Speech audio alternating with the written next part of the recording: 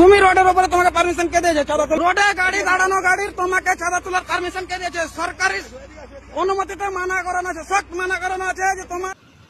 এই বন্ধুরা, আমি ভাবেল তো সবাইকে একটা কথা বলতে চাই।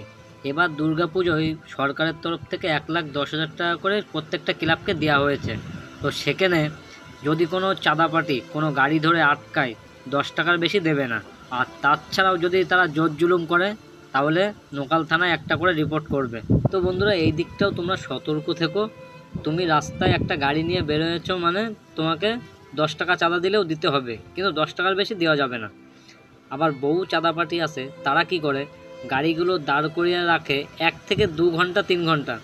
তো আমি সেই সমস্ত ব্যক্তিগুলোকে আমি একটা কথা বলতে চাই, এই যে আপনারা যে গাড়িগুলো দাঁড় করিয়ে রাখেন, এইবার যদি ওই গাড়িটার যদি কোনো ড্যামারেজ যায়, এই ড্যামারেজটা কে দেবে? তোমার 10 টাকা নাই তুমি পাবে, 20 টাকা পাবে, 100 টাকা পাবে, সেটা বড় কথা না। যদি কোনো গাড়ির যদি ক্ষতি হয়, মানে আমি এটাই বলতে চাচ্ছি যে একটা লোড গাড়ি একে মানে এক জায়গার থেকে আরেক জায়গায় মাল নিয়ে আসে, তাদের ভাই টাইমের ব্যাপার থাকে। তো সেই টাইমটা মেনটেন করে ওদেরকে ছেড়ে দিও। আর বেশি জোর জুলুম করে চাঁদা তোলার কোনো দরকার নেই। তার কারণ সরকার থেকে 1,10,000 টাকা করে সবাই মানে সব ক্লাবকেই দিচ্ছে। আর তার কারণ আমি নিজে একটা ড্রাইভার, আমি নিজে গাড়ি চালাই, আমি জানি এরকম বহুত হেরেস্তা হয়েছে আমি।